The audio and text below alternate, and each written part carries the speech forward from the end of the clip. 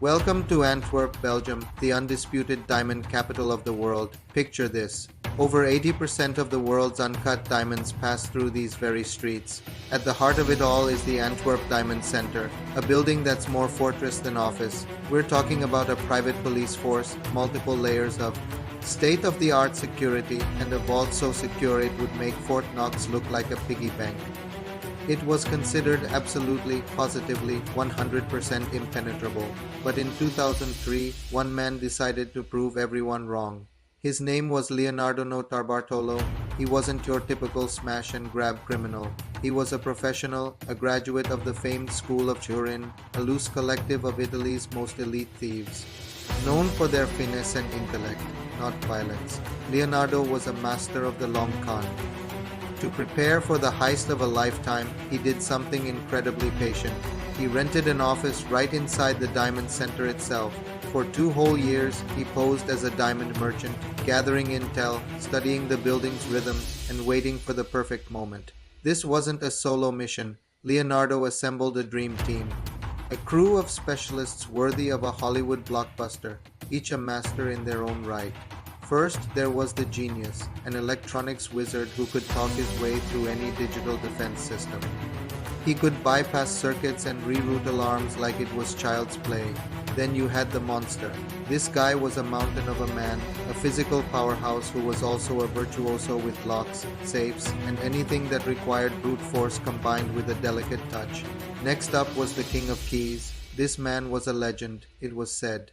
He could duplicate any key just by looking at it for a few seconds. He didn't need molds or impressions. His memory was his greatest tool. And finally, there was Leonardo himself, playing the role of the actor. For months, he wasn't a thief. He was the friendly Italian merchant down the hall. He'd bring coffee to the security guards, make small talk, and learn their habits, their routines, and most importantly, their blind spots. He built trust, and in doing so, he chipped away at the fortress from the inside out. This wasn't just a robbery. It was a meticulously crafted performance. Now, you might be thinking they used some futuristic, high-tech gadgets to pull this off. Lasers, EMPs, computer hacking that would blow your mind, right? Wrong. The true genius of the Antwerp heist was in its brilliant simplicity. Their solutions were so low-tech, so wonderfully simple, that no one ever thought to guard against them. Let's start with the heat and motion sensors. These things were top of the line, designed to detect the slightest change in temperature or movement. The crew's solution? A can of women's hairspray. They applied a fine mist to the sensor's lens, which created a thin, insulating layer. This temporarily blinded the sensor to changes in room temperature. Then they used a custom-made polyurethane shield to block their own body heat as they moved past. It was absurdly clever. What about the magnetic contacts on the vault door? These sensors detect if a door is open. The crew figured out the circuit was designed to be either open or closed. If it was closed, the system read everything as normal. So they simply unscrewed the contact plates, applied a small piece of electrical tape to hold the circuit closed, and then opened the door freely. The system was tricked into thinking the door was shut the entire time.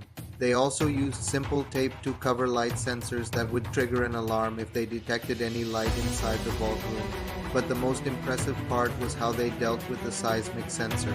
This device was embedded in the floor of the vault and was so sensitive it could detect the vibrations from a drill anywhere nearby. Any attempt to drill into the safe deposit boxes would immediately trigger the alarm.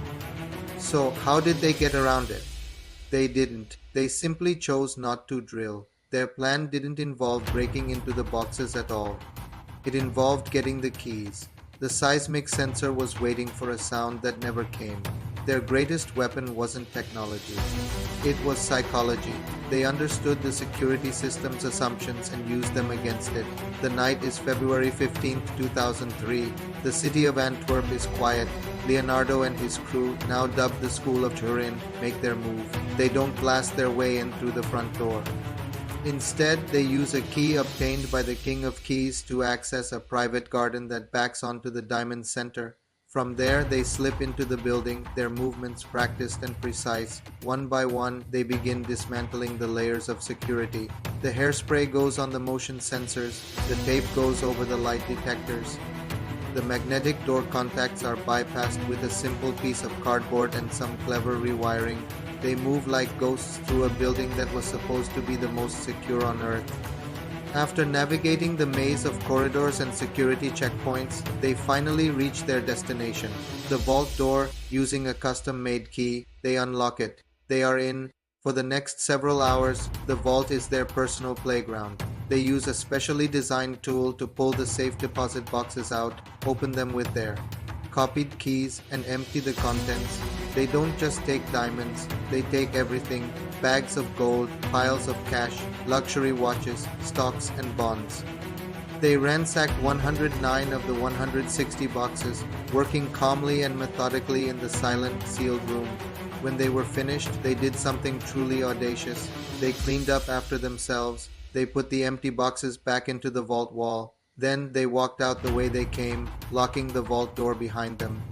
They slipped back out into the pre-dawn darkness of Antwerp and simply drove away. The guards on duty, the advanced sensors, the entire multi-million-dollar security apparatus noticed nothing.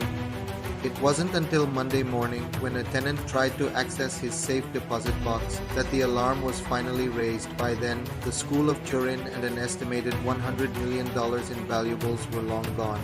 The heist was perfect, flawless. It was destined to go down in history as the greatest unsolved robbery of all time.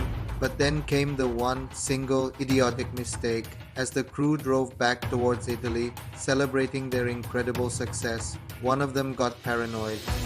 He was carrying a garbage bag filled with the remnants of their operation: empty food wrappers, discarded tape, tools, and notes. He insisted they had to get rid of it. Against Leonardo's better judgment, they pulled over on a Belgian highway and tossed the bag into a nearby forest. What they didn't count on was a local landowner who happened to be particularly passionate about littering. This man, an avid environmentalist, saw the bag being dumped. Annoyed, he went to investigate and, seeing its suspicious contents, immediately called the police. Inside the trash bag, among half-eaten sandwiches and empty drink bottles, police found a treasure trove of evidence. They found discarded videotapes, blueprints of the Diamond Center, and most damning of all, a receipt from a local store for a video surveillance system. And next to that receipt was a business card. The name on the card? Leonardo Notarbartolo. The police now had their prime suspect. The dominoes fell quickly after that. Leonardo was arrested, and while he never snitched on his main crew, he was ultimately convicted and sentenced to 10 years in prison. The others, the genius, the monster, and the king of keys, vanished into thin air, never to be caught, and the loot. The estimated $100 million in diamonds, gold, and cash has never been recovered. To this day, it remains one of the largest and most mysterious missing fortunes in the world. The perfect crime, undone by a piece of trash and a half-eaten salami sandwich. Thank you so much for watching. If you enjoyed this story, don't forget to hit that like button and subscribe for more incredible true stories. Let me know in the comments what you think happened to the missing diamonds. See you in the next one.